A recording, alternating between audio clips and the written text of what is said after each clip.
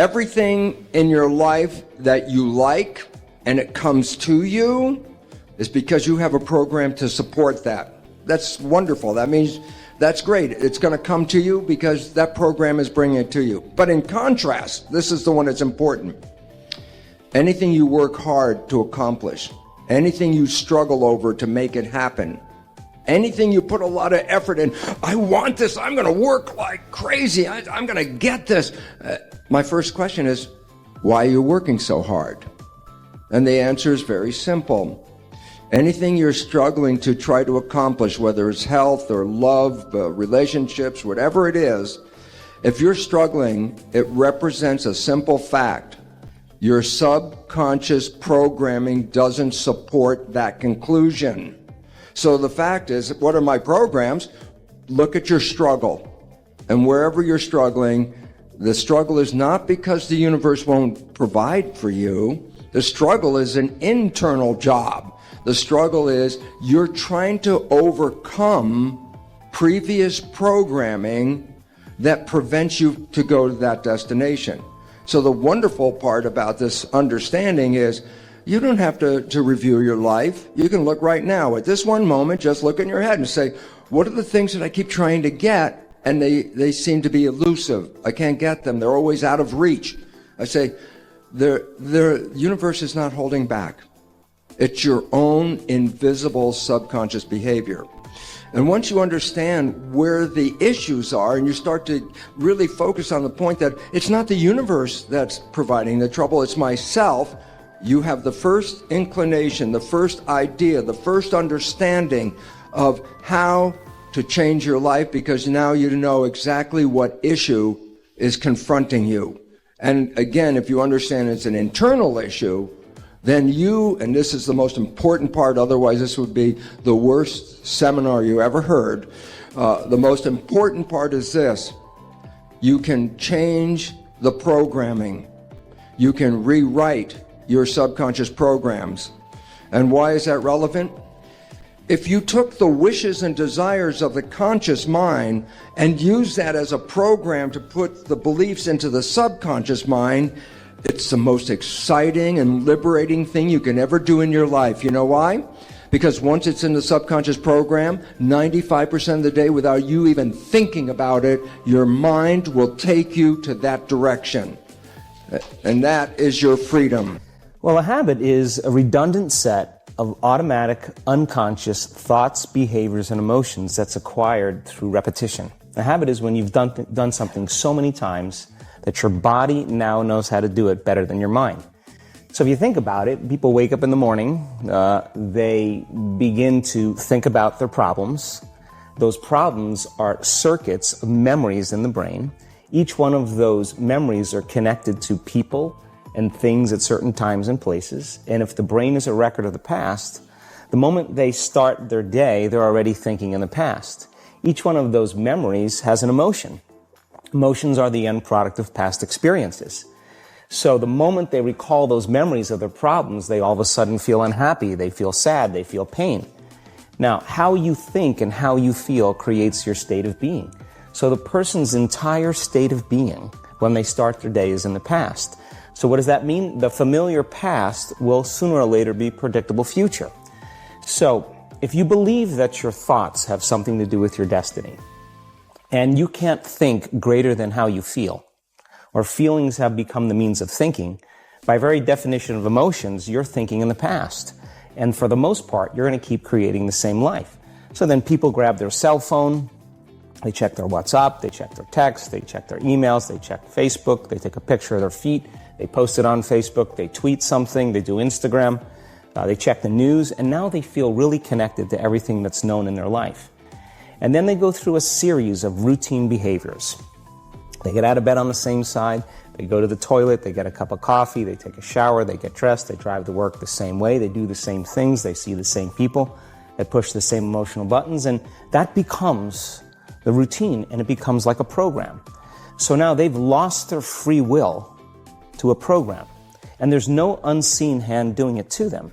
So when it comes time to change, the redundancy of that cycle becomes a subconscious program. So Now, 95% of who we are by the time we're 35 years old is a memorized set of behaviors, emotional reactions, unconscious habits, hardwired attitudes, beliefs, and perceptions that function like a computer program. So then a person can say with their 5% of their conscious mind, I want to be healthy, I want to be happy, I want to be free. But the body's on a whole different program. So then how do you begin to make those changes? Well, you have to get beyond the analytical mind, because what separates the conscious mind from the subconscious mind is the analytical mind. And that's where meditation comes in, because you can teach people through practice how to change their brainwaves, slow them down. And when they do that properly, they do enter the operating system where they can begin to make some really important changes. So most people then wait for crisis or trauma or disease or diagnosis. They wait for loss, some tragedy to make up their mind to change. And my message is, why wait? And you can learn and change in a state of pain and suffering, or you can learn and change in a state of joy and inspiration. I think right now, the cool thing is that people are waking up. A very scary situation when you are on one side of the door and your mind is racing, because on the other side of that door, it could be no one. It could be 4 guys with 4 AK-47s. That door you're about to open could be booby-trapped. So once you open it, boom, your legs are gone. So there's 1,000 things you think about when you're the first guy, second guy, third guy, getting ready to go in a room and flood it. And that's why I talk about the warrior mentality. And that's why so many people are lost when I start talking. You have the right. You're lucky that you don't have to think like warriors think. You're very privileged. I chose this world to be a warrior, and I would choose it again if I came back to this world. But the mentality of a warrior is very different than normal mentality.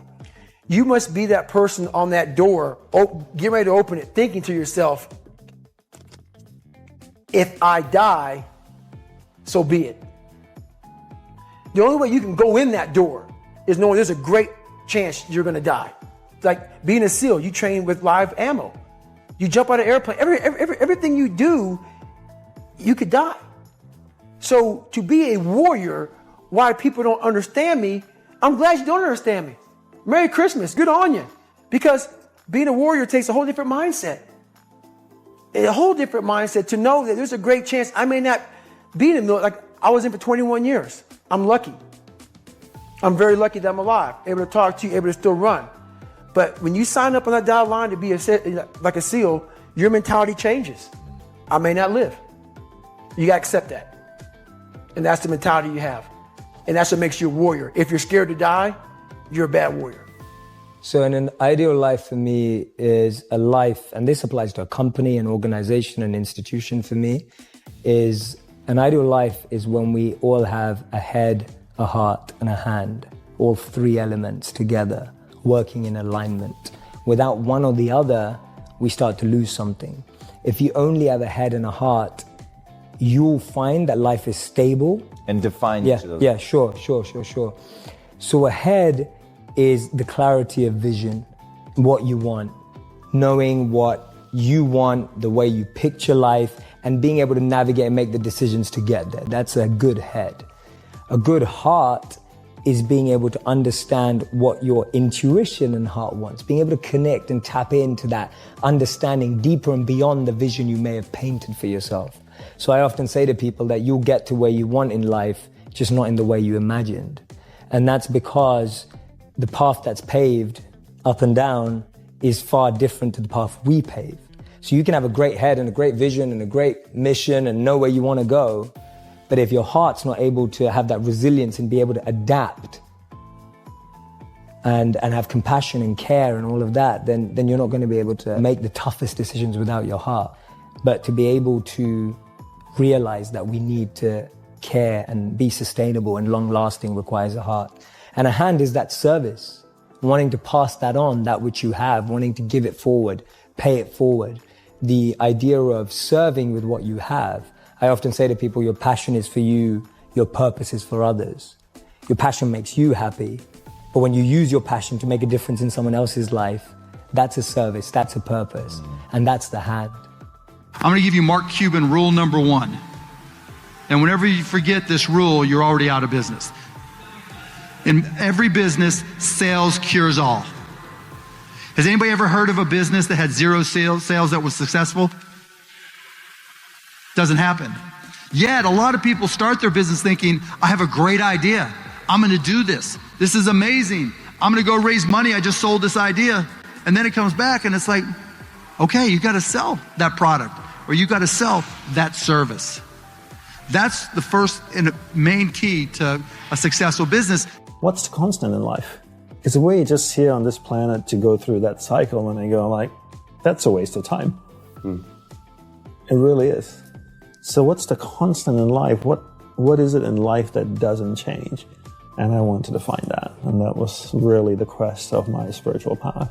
Here's the two challenges of life. Number one, the development of our full potential. That's challenge number one. Challenge number two is the wise use of all our resources.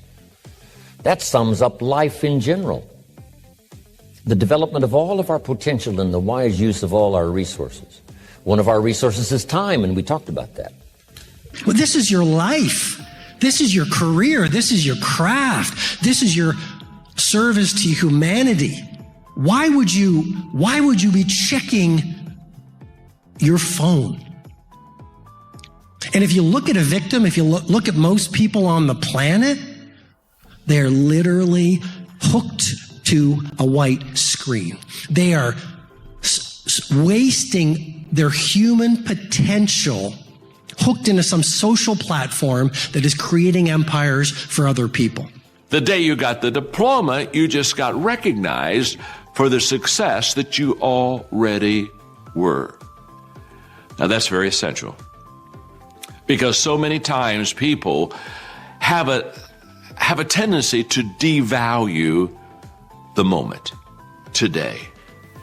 What they do is they greatly value the destination. And so they kind of talk about, well, when I get there, or if I arrive there, or when I do that, or when I accomplish this. And they don't understand that success is a daily thing. And I'm here to share with you that the secret of success is determined by your daily agenda. We also have to play the infinite game. It's not about being ranked number one. It's not about having more followers on Twitter than your friends. It's not about outdoing anyone. It's about how to outdo yourself. It's not about selling more books or getting more TED views than somebody else. It's about how to make sure that the work that you're producing is better than the work you produced before. You are your competition. And that is what ensures you stay in the game the longest. And that is what ensures you find joy. Because the joy comes not from comparison, but from advancement. We've got to see ourselves the way we want to be, and then we have to live with it. People should say you should slow down. That's a bunch of crap. We should speed up. When we get into the success zone, everything in our life starts to change. You only have to know two things. You have to know where you're going, and you have to know that you're going to get there. Take your pen and write out how you want to live. And always start by writing, I'm so happy and grateful now that. And the second you write it, you've got it intellectually. The moment you impress it upon your emotional mind, you've got it emotionally. And it's only a period of time till it manifests on the physical plane. Yeah. Spirit works from a higher to a lower potential. We tap dance around the truth by finding the right words so I don't hurt you because you have thin skin. No. Tighten up, people. It's okay. Trust me. It's okay. You might be called nigger one day. It's okay. You might be called some Jewish word or some faggot or gay word. It's okay. Let them call you that. What are you going to do now? They don't own your life.